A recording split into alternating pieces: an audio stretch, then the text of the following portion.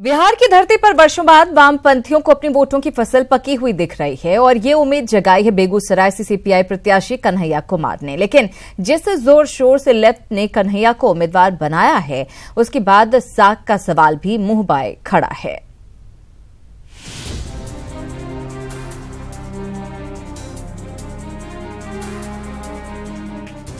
बिहार में लगभग अपनी जमीन खो चुकी लेफ्ट पार्टी को अब सहारा है तो किसी ऐसे चेहरे का जिस पर दांव खेला भी जा सके। मौजूदा दौर में सिर्फ सीपीआई के कन्हैया ही हैं जिस पर हर किसी की नजरें टिकी है। सीपीआई नेता विजय नारायण मिश्र भी मानते हैं कि आज कन्हैया पूरे लेफ्ट का आइकॉन बन गया है। कि कन्हैया आज पूरे लेफ्ट का आइकॉन बन चुका है हमारे देश के अंदर। कन्हैया जो कुछ कर रहा है, लेफ्ट वर्षों से वह काम कर रहा है।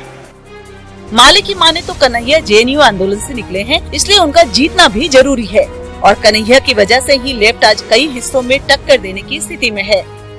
मीडिया में चर्चा की बात अगर है तो हाँ, बेगूसराय सीट की चर्चा है मेनली इसलिए कि वो जेएनयू के आंदोलन से जुड़ा हुआ है। जेएनयू के आंदोलन में जिस तरह से सभी छात्रों को एक तरह से देशद्रोही कह दिया गया, एक तरह से उस लड़ाई से जुड़ी हुई है कन्हैया की लड़ाई और उनका जीतना भी जरूरी है।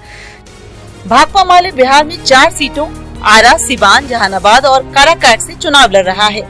इसमें से आरा इकलौता सीट है जहाँ माले को महागठबंधन का समर्थन मिल रहा है। वही सीपीआई बेगूसराय और मोतिहारी, सीपीएम उजियारपुर सीट पर ताल ठोक रहा है, लेकिन बेगूसराय सीट सबसे हॉट बना हुआ है। बेगूसराय से न्यूज़ 18 के लिए संतोष की रिपोर्ट। वहीं मुंगेर से एनडीए प्रत्याशी ललन सिंह बाढ़ में जनसंपर्क अभियान चला रहे हैं। ललन सिंह ने दावा किया है कि बिहार की सभी 40 सीट एनडीए के खाते में आएगी। ललन सिंह ने राबड़ी देवी के नीतीश कुमार पर लगाए गए आरोपों पर कहा कि कौन क्या बोलता है, इसकी कोई वैल्यू ही नहीं है।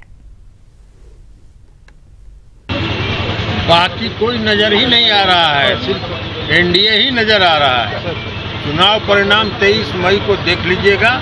एनडीए मय है बिहार, 40 का 40 सीट जीतेंगे। कल राबड़ी देवी सारे चैनल पे कह रहे थे कि नीतीश कुमार कौन क्या बोलता है उसका कोई वैल्यू नहीं है। टिकट बंटवारे को लेकर आरजेडी में चल रहे अंतर कलह पर आरजेडी नेता आलोक मेहता ने कहा है कि इस अंतर कलह से एनडीए को कोई फायदा नहीं होने वाला, क्योंकि ज्यादातर लोग पार्टी लाइन से सहमत हैं। पार्टी का जो लाइन है उस पर अधिकांश लोग सहमत। बहुत स्वाभाविक है, कहीं पर इस टिकट का मामला होता है, गठबंधन में सीट चला गया या कुछ इस तरह के निर्णय होते हैं तो व्यक्तिगत रूप से जो परेशानियां होती हैं पॉलिटिकल आदमी को, वो सब परेशानी है। लेकिन ऐसा 7 नदियों से घिरे खगड़िया में चुनाव कराना कोई आसान काम नहीं है। यहाँ के 90% की आबादी गांव में बसती है। जिले में कई ऐसी पंचायतें हैं जहां पहुंचना काफी मुश्किल है। सुगम रास्ता नहीं होने के कारण इन क्षेत्रों में अपराधियों का वर्चस्व भी बना रहता है।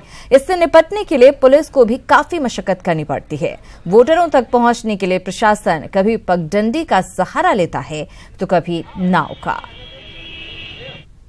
दियारा क्षेत्र में विशेष व्यवस्था के तहत एक तो ये कि पैरामिलिट्री का जो कि हम लोग का अभी आई है एक कंपनी आरपीएफ की, उसको हम लोगों ने डिफरेंट एरिया का रोज का रूट चार्ट दिया हुआ है और रोज ही वो एरिया डोमिनेशन का कार्य कर रही है और जो उस क्षेत्र के चिन्हित अपराधी हैं उनके यहाँ सीजर सर्च ऑपरेशन चला रही है लगातार। दूसरा हमारा उसमें प्लान है कि रिवर पेट्रोलिंग की व्यवस्था हम लोगों ने की है, ताकि अगर हम सड़क मार्ग पर छापेमारी कर रहे हैं या चेकिंग कर रहे हैं तो लोग नदी के रास्ते का भी इस्तेमाल कर सकते हैं, कैश लाने के लिए, शराब लाने के लिए, मतदाताओं को प्रभावित कर सकते हैं। तो उसके लिए भी संयुक्त आदेश हम लोगों ने निर्गत किया है। हम लोग का पेट्रोलिंग भी रहेगा और अर्धसैनिक बलों के आवासन की भी हम लोगों ने व्यवस्था की है। एरिया डोमिनेशन का काम फोर्स आने पर 5-6 दिन पहले फोर्स उपलब्ध हो जाएंगे और हम लोग पूरी तरह एरिया डोमिनेशन कराएंगे और सभी मतदाता हमारे भयमुक्त होकर